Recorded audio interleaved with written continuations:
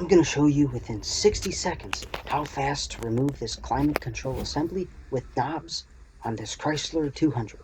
You only need a flat tip screwdriver and maybe a pliers. You do not need to remove the radio or bezel trim above. However, I do have separate videos you can watch on those being removed.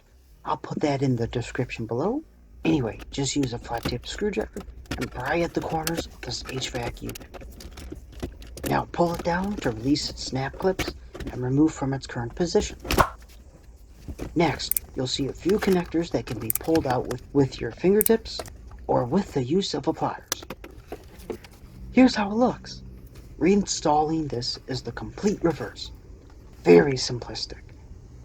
Please hit the like button and subscribe if this was straight to the point, and let me know your thoughts in the comments section below.